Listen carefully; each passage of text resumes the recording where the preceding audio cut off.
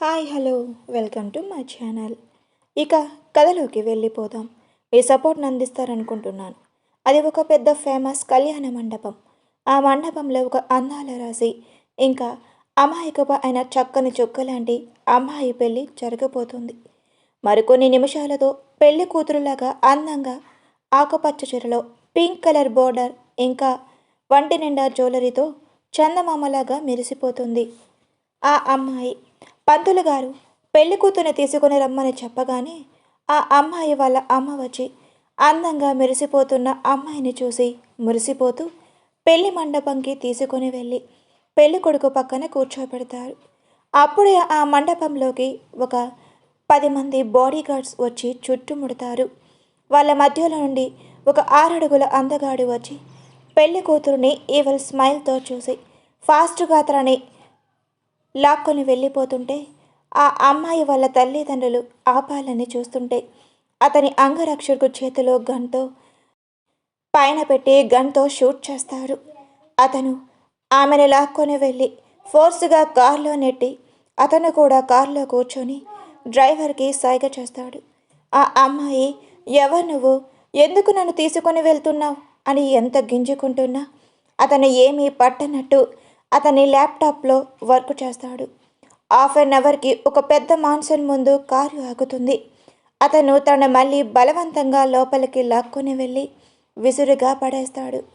ఆ అమ్మాయి భయంగా తనని చూస్తూ అసలు ఎవరు మీరు, నన్నెందుకు తీసుకొని వచ్చారు అని అడుగుతుంటే తనని బలంగా నెట్టి నేనెవరో నీకు చెప్పాల్సిన అవసరం లేదు అని చెప్పి తనని ఫోర్స్గా పట్టుకొని పైన ఉన్న గదిలోకి తీసుకొని వెళ్ళి ఆమెని ఫోర్స్గా కిస్ చేస్తూ ఇంకా తన అనుమానముని తడిమేస్తూ తను ఎంత ఏడుస్తున్నా వదలకుండా ఆమెను సొంతం చేసుకున్నాడు.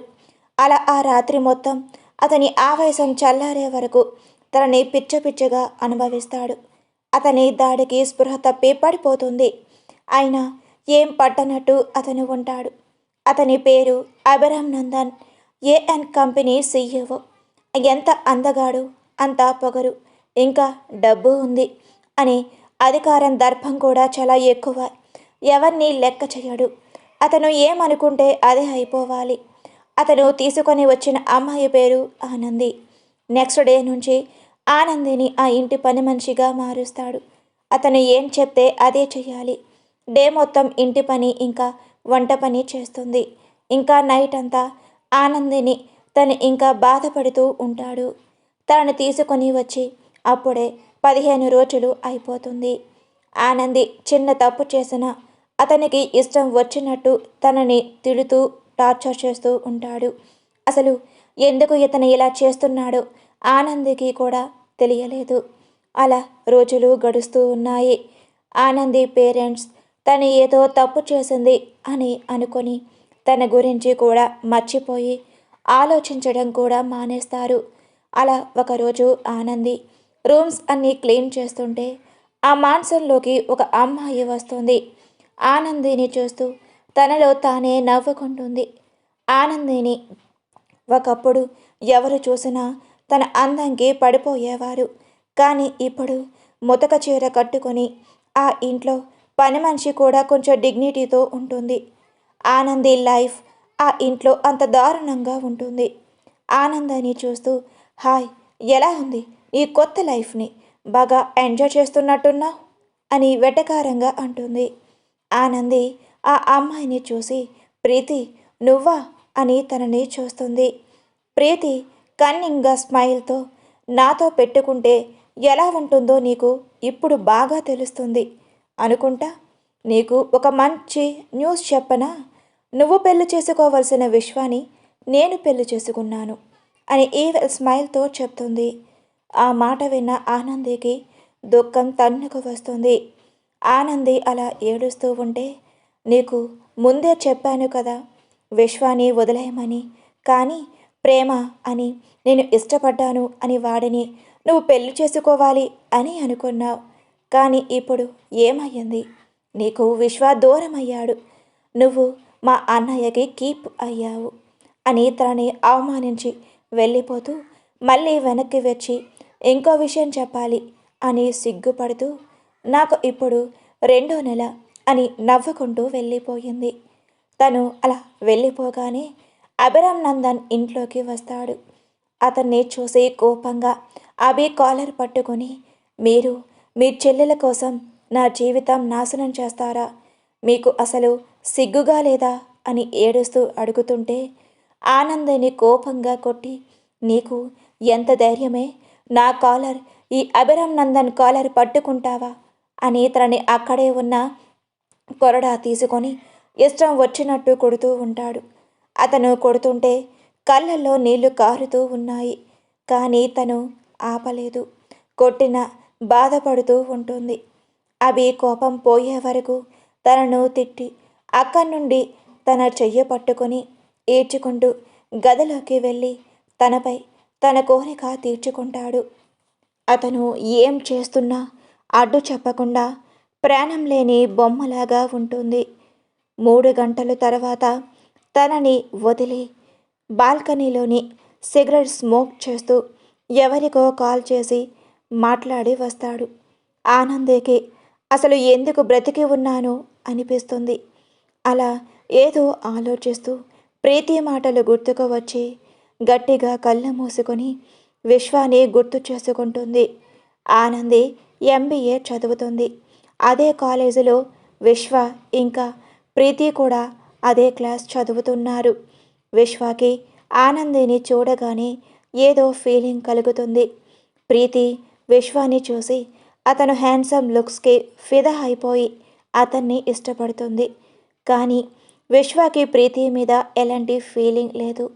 అలా రోజులు గడుస్తూ ఉన్న కాలేజ్కి వెళ్తున్నారు, వస్తున్నారు. విశ్వ ఒకరోజు ఆనందికి ప్రపోజ్ చేస్తాడు. అతను అలా ఐ లవ్ యూ చెప్పగానే ఆనందికి ఏం చెప్పాలో తెలియలేదు. ఆమె కూడా అతను అంటే ఇష్టం ఉన్న ఆనంది వల్ల ఇంట్లో వాళ్ళ ఇలా ప్రేమ అంటే నచ్చదు. అందుకే ఏం చెప్పాలో తెలియక మౌనంగా ఉండిపోతుంది. ఆనంది నీకు నచ్చినప్పుడే చెప్పు అని అతను వెళ్ళిపోతాడు. ఆ పక్కనే దొంగచాటున ఉన్న ప్రీతి వాళ్ళ మాటలు విని కోపంగా పిడికిలి బిగించి, నిన్ను ఆ ఆనందిని ఎలా అయినా దూరం చేసి నిన్ను నా సొంతం చేసుకుంటాను అని ప్రీతి అక్కడి నుండి వెళ్ళిపోతుంది. ఆనంది కూడా ఇంటికి వెళ్ళిపోతుంది. అలా రోజు విశ్వ తన దగ్గరికి వచ్చి మాట్లాడుతూ ఉంటే ఆనంది కూడా రోజు రోజుకి ఇష్టం పెరిగిపోతుంది. విశ్వ లాంటి మంచి అబ్బాయిని దూరం చేసుకోకూడదు అని అనుకొని ఆనంది ఒకరోజు ధైర్యం చేసి ఇంట్లో వాళ్ళ అమ్మ నాన్నకి చెప్తుంది. ఫస్ట్లో వాళ్ళు వద్దు అన్నా నెమ్మదిగా వాళ్ళని ఒప్పిస్తుంది. విశ్వాని ఒకరోజు ఇంటికి పిలిపిస్తారు. ఆనంది పేరెంట్స్కి అతను ఇంకా నడవడిక, పెద్దల పట్ల అతనికి ఉన్న గౌరవం అని వాళ్ళు కూడా ఒప్పుకుంటారు. అలా కాలేజ్లో కూడా వాళ్ళ ఇద్దరు లవ్ బర్డ్స్ అని అందరూ అంటుంటే ప్రీతి అస్సలు వాళ్ళను చూసి తట్టుకోలేకపోతుంది. ఆనంది కన్నా డబ్బు ఉంది, ఇంకా స్టేటస్ ఉంది. తను నందన్ ఫ్యామిలీకి ప్రిన్సెస్. అలాంటి తను ప్రపోజ్ చేస్తే విశ్వ రిజెక్ట్ చేశాడు అని కోపంతో రగిలిపోతుంది ప్రీతి. ఎలా అయినా విశ్వాన్ని దక్కించుకోవాలి అని ప్లాన్ వేస్తుంది. ఆనంది మీద లేనిపోని మాటలు అన్నీ చెప్తుంది. కానీ తన మీద నమ్మకంతో ఏం చెప్పినా నమ్మడు. అలా MBA కంప్లీట్ అయిపోతుంది. ఇంకా విశ్వ వాళ్ళ ఇంట్లో ఆనంది గురించి చెప్తాడు. వాళ్ళు కూడా ఒప్పుకుంటారు. ఇద్దరికి గ్రాండ్గా ఎంగేజ్మెంట్ కూడా చేస్తారు. వాళ్ళు అలా హ్యాపీగా ఉంటే చూడలేని ప్రీతి ఒకరోజు ఆనందికి కాల్ చేసి మీట్ అవ్వాలి అని పిలుస్తుంది. ఆనంది తను చెప్పిన ప్లేస్కి వెళ్తుంది. ఆనందిని చూసి ప్రీతి దొంగ ఏడుపులు వేడుస్తుంది. అయ్యో ప్రీతి ఏమయ్యింది అని ఆనంది కంగారుగా అడుగుతూ ఉంటే, అది నాకు విశ్వ అంటే చాలా చాలా ఇష్టం ఆనంది. కానీ నీకు విశ్వతో నిశ్చితార్థం కూడా అయిపోయింది. కానీ నేను విశ్వాన్ని మర్చిపోలేకపోతున్నాను. అతను లేకపోతే నేను చచ్చిపోతాను. అందుకే నీకు ఎంత డబ్బు కావాలంటే అంత ఇస్తాను. నువ్వు విశ్వాన్ని నాకు ఇచ్చేయ్ అని ఏడుస్తూ ఉంటే, సారీ ప్రీతి, విశ్వ అంటే నాకు కూడా చాలా ఇష్టం. అతనికి కూడా నేనంటే ఇష్టం. మాకు ఇంకో 20 డేస్లో మ్యారేజ్ కూడా ఫిక్స్ చేశారు మా పెద్దవాళ్ళు. ఇప్పుడు నువ్వు ఇలా అంటుంటే ఎలా చెప్పు అని వినయంగా చెప్తుంటే ప్రీతి కోపంగా నాకు విశ్వ కావాలి అని ఇంకా గట్టిగా అరుస్తుంది. నువ్వు తప్పుకుంటే నీకే మంచిది, లేకపోతే నీకు ఇంకా నా గురించి, నా కుటుంబం గురించి నీకు తెలియదు. మా నాన్న నాకు ఏం కావాలి అన్నా చేస్తారు. ఇంకా మా అన్నయ్య అయితే నేను అడగకముందే ఏది అయినా నా కాళ్ళ దగ్గర పడేస్తాడు అని పొగరగా చెప్తుంది. నువ్వు కోరుకుంటుంది నాకు కాబోయే భర్తని. విశ్వ ఏం కాదు, నీ కాళ్ళ దగ్గర పడవటానికి మనిషిని ప్రేమతో గెలుచుకోవాలి, అంతేకాని ఇలా డబ్బుతో ఇంకా అధికారంతో కాదు అని ఆనంది కోపంగా అక్కడి నుండి వెళ్ళిపోతుంది. ప్రీతికి పిచ్చి పట్టినట్లుగా బిహేవ్ చేస్తూ చూస్తానే నీ పెళ్ళి ఎలా జరుగుతుందో అని ఈవెల్ స్మైల్తో అక్కడి నుండి వెళ్ళిపోతుంది. అలా అది మొత్తం గుర్తు చేసుకుంటూ గుండెలు పగిలేలా ఏడుస్తూ ఉంది. విశ్వాన్ని దక్కించుకోవాలని ఆశతో ఆనంది లైఫ్ స్పాయిల్ చేసింది. ఇప్పుడు ఈ సైకోగాడు తనకి రోజు నరకం చూపిస్తున్నాడు. అసలు తను ఉందో లేదో కూడా పట్టించుకొని తల్లిదండ్రులను తలుచుకొని ఇంకా ఎక్కువ ఏడుస్తూ ఉంది. అప్పుడే బాల్కనీ నుండి వచ్చిన అభికి తను అలా ఏడుస్తూ ఉంటే కన్నింగ్ స్మైల్తో ఆనంది ముందు నుంచొని పక్కనే ఉన్న కబోర్డ్ నుండి టాబ్లెట్స్ తన నోటిలో వేసి నా కోసం చికెన్ బిర్యానీ సిద్ధం చేసి తీసుకొనిరా అని గసురుతాడు. అసలు తనకి లేచే ఓపిక కూడా లేదు. కానీ ఇప్పుడు అభి చెప్పింది వినకపోతే నన్ను ఏం చేస్తాడో తెలుసు అనే భయంతో నెమ్మదిగా లేచి అడుగులలో అడుగు వేసుకొని వాష్రూంలోకి వెళ్ళి ఫ్రెష్ అప్ అయి కాటన్ చీర కట్టుకొని కిందకు వెళ్ళి బిర్యానీ సిద్ధం చేస్తుంది. హాఫ్ అన్ అవర్ తర్వాత ఫుడ్ ప్లేట్ తీసుకొని అభి ఉన్న రూమ్లోకి వెళ్తుంది.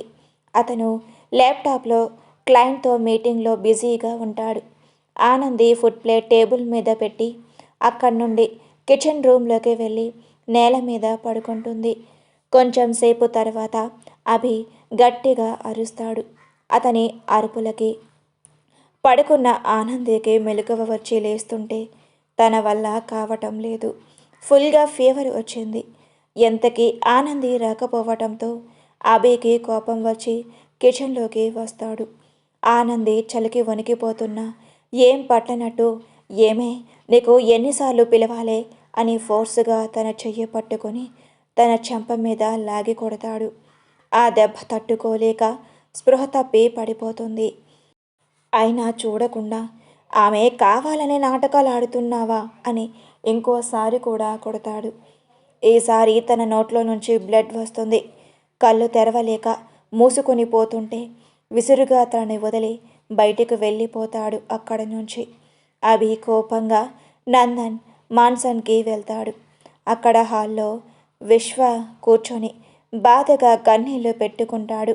అభి అతన్ని చూసి ఏమైంది బావా, ఎందుకు అలా ఉన్నావు అని అడుగుతూ ఉంటే విశ్వ కోపంగా నువ్వు నీ చెల్లెలు ఇద్దరూ కలిసి నా ప్రేమని దూరం చేశారు, నా ఆనందిని నాకు కాకుండా చూశారు అని అభి మీద అరుస్తాడు.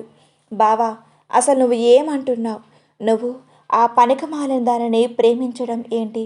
నువ్వు ప్రేమించింది నా చెల్లెలని కదా అని అంటే విశ్వ కోపంగా ఎవడు చెప్పాడ్రా నేను నీ చెల్లెల్ని ప్రేమించాను అని?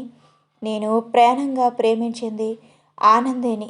కానీ ఇన్ని రోజులు నీ చెల్లెలు ఆడిన నాటకంతో నేను నా ఆనందిని తప్పుగా అనుకున్నాను, నన్ను మోసం చేసింది అని అనుకున్నాను. ఈరోజు నా ఫ్రెండ్ ఫోన్ చేసి ఆ రోజు పెళ్లి మండపంకి మాస్క్ పెట్టుకొని వచ్చింది నువ్వే అని చెప్పింది. నీ చెల్లి మాటలు నమ్మి ఆనంది నన్ను మోసం చేసింది అని అనుకుని ప్రీతిని పెళ్లి చేసుకొని నేను చాలా పెద్ద తప్పు చేశాను. ఆనంది ఎప్పటికీ తప్పు చేయలేదు, అయినా తను నన్ను మోసం చేసింది అని అనుకున్నాను. దీని అంతటికీ కారణం నీ చెల్లిలే. ఈ రోజుతో ప్రీతికి విడాకులు ఇచ్చేస్తాను అని కోపంగా అభి పిలుస్తున్నా వినకుండా వెళ్ళిపోతాడు. అసలు అభికి ఏం అర్థం కాదు. ప్రీతి అతని దగ్గరికి వచ్చి, అన్నయ్య, నేను విశ్వాన్ని ప్రేమించుకున్నాం, కానీ ఆనంది అనే అమ్మాయి విశ్వాన్ని పెళ్లి చేసుకోకపోతే చచ్చిపోతాను అని బ్లాక్మెయిల్ చేసింది.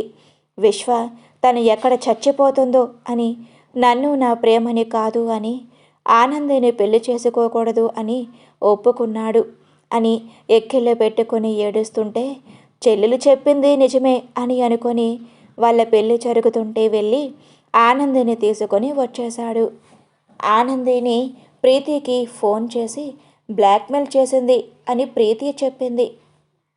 అసలు ఏం జరిగింది అని ఆలోచిస్తుంటే అప్పుడు ప్రీతి షాపింగ్ బ్యాగ్స్తో ఇంటికి వస్తుంది. ఆమె రూమ్కి వెళ్ళిపోతుంటే అభి కోపంగా ప్రీతి అని పిలుస్తాడు. ఏంటన్నయ్య అని అమాయకంగా అంటుంటే, ఎప్పుడు నేను అడిగే వాటికి నిజం మాత్రమే చెప్పాలి అని అడుగుతూ ఉంటే అన్నయ్య వాయిస్లో తేడా, ఇంకా సీరియస్కి కొంచెం భయపడి హామ్ అని అంటుంది. ఆనంది ఇంకా విశ్వ ప్రేమించుకున్నారా, లేకపోతే నువ్వు ఇంకా విశ్వ ప్రేమించుకుంటే ఆనంది మీ మధ్యలో వచ్చిందా అని గట్టిగా అరుస్తాడు. అభి అడిగిన ప్రశ్నకు తడబడుతూ అది అది అన్నయ్య అని ప్రీతి నసుకుతూ ఉంటే అభికి తన ఫేస్లో కంగారు అర్థమై చెల్లెలు అని కూడా చూడకుండా లాగిపెట్టి ఒక్కటి కొడతాడు. ఛీ, నీ మాటలు నమ్మి ఆనందిని ఎంత టార్చర్ చేశానే, నీ ముఖం చూడాలి అన్న అసహ్యంగా ఉంది అని అక్కడి నుండి ఆనంది ఉన్న మాన్సన్కి వెళ్తాడు. అభి వెళ్ళి ఆనంది ఆనంది అని పిలుస్తాడు. తను రాకపోవటంతో ఫాస్ట్గా కిచెన్లోకి వెళ్ళి చూస్తాడు. అతను వెళ్ళినప్పుడు తను ఎలా ఉందో ఇప్పుడు కూడా అలానే ఉంది. ఆనందిని అలా చూడగానే అభికి బాధగా అనిపించింది. అతను చెల్లెల చేసిన తప్పు ఆనంది బలైపోయింది అని కళ్ళల్లో నీళ్లు తెచ్చుకొని ఆమెను ఎంత పిలిచినా తను ఉలుకు పలుకు లేకుండా ఉంటుంది. ఇంకా ఫాస్ట్గా తన్ని ఎత్తుకొని హాస్పిటల్కి తీసుకొని వెళ్తాడు. డాక్టర్స్ చెక్ చేసి తనకు చాలా ఫీవర్గా ఉంది, ఇంకా వీక్గా కూడా ఉంది అని చెప్పి వెళ్ళిపోతే అభికి సిగ్గుగా అనిపించింది. ఇన్ని రోజులు నిజం తెలుసుకోకుండా ఆనంది పట్ల అతను చేసిన బిహేవ్కి అతని మీద అతనికి కోపం, అసహ్యం కలిగి ఉంది. అలా ఈవినింగ్ ఆనందికి మెలకువ వస్తుంది. అభి తనని చూడటానికి వెళ్తాడు. ఆనంది అతన్ని చూసి ఫేస్ పక్కకి తిప్పుకుంటుంది. తన దగ్గరికి వెళ్ళి సారీరా అని చెప్తుంటే అతను సీరియస్గా చూస్తుంది. నేను నిజం తెలుసుకోకుండా చాలా పెద్ద తప్పు చేశాను ప్రీతి నన్ను మోసం చేసింది. నా చెల్లెలు మాటలు నమ్మి నిన్ను బాధ పెట్టాను. ఇకపై నువ్వు ఈ అభిరామ్ నందన్ వైఫ్కి నేను నిన్ను పెళ్లి చేసుకుంటాను, నిన్ను మహారాణిలా చూసుకుంటాను అని అభి చెప్తూ ఉంటే ఆనంది గుక్క పెట్టి ఏడుస్తుంది. ప్లీజ్ రా, ఏడవకు, ఇకపై నువ్వు ఏం చెప్తే అదే చేస్తాను అని రిక్వెస్ట్ చేస్తాడు. ఈ 3 నెలలు మీరు చేసిన హింస మర్చిపోయి నేను నీతో ఉండాలా? మీకు నేను ఎలా కనిపిస్తాను? నన్ను మా ఇంటికి పంపించేయండి, నేను మా అమ్మా నాన్న దగ్గరకు వెళ్ళిపోతాను అని అంటుంటే ఓకే పంపిస్తాను, కానీ వాళ్ళ కూతురుగా కాదు, నా భార్యగా పంపిస్తాను అని ఆనందిని ఎత్తుకొని వాళ్ళ ఇంటికి తీసుకొని వాళ్ళ అమ్మా నాన్నకి జరిగింది మొత్తం చెప్పి క్షమాపణ అడుగుతాడు. వాళ్ళకి మొదట కోపం వచ్చిన అంత పెద్ద బిజినెస్ మ్యాన్కి వాళ్ళ అమ్మాయి భార్యగా ఉంటుంది అంటే వాళ్ళకి కూడా సంతోషంగా అనిపించింది. ఇంకా ఆనందిని కూడా కన్విన్స్ చేస్తారు వాళ్ళ తల్లిదండ్రులు. ప్రీతి కూడా తన తప్పును తెలుసుకొని విశ్వ కాళ్ళ పట్టుకుని ప్లీజ్ అండి, మీ మీద ఇష్టంతో ఇలా చేశాను, అంతేకాని ఆనంది మీద కోపంతో కాదు, మా అన్నయ్య తను పెళ్లి చేసుకొని హ్యాపీగా చూసుకుంటాను అని అన్నాడు అని ఏడుస్తూ రిక్వెస్ట్ చేస్తూ ఉంటే అతను కూడా ఆనందిని నమ్మకుండా తప్పు చేశాడు అని ఫీల్ అవుతాడు. ప్రీతిని క్షమించేస్తాడు. అలా వాళ్ళు కూడా ఆనంది ఇంటికి వెళ్ళి తనకి సారీ చెప్పి ప్రీతి ఏడుస్తుంది. ఆనంది మంచి మనసుతో వాళ్ళను క్షమించి అభిరామ్ నందన్ని పెళ్లి చేసుకొని హ్యాపీగా ఉంటారు. ఇంకో కథతో మీ ముందుకు వస్తాను. అప్పటి వరకు ఈ స్టోరీని సపోర్ట్ చేస్తూ మీ కామెంట్స్ని అందిస్తారని కోరుకుంటున్నాను. అలాగే ఇలాంటి స్టోరీస్ పెడుతున్నారు అని అంటున్నాను. ఇది ఓన్లీ కల్పితం మాత్రమే, నిజం కాదు కదా. జస్ట్ మీరు చదివి ఎలా ఉందో కామెంట్ చేయండి, అంతేకాని నెగిటివ్గా కామెంట్ చేయొద్దు ప్లీజ్. మీ సపోర్ట్ని అందిస్తారు అని మనస్ఫూర్తిగా కోరుకుంటున్నాను. Thank you for watching and more videos. Thank you.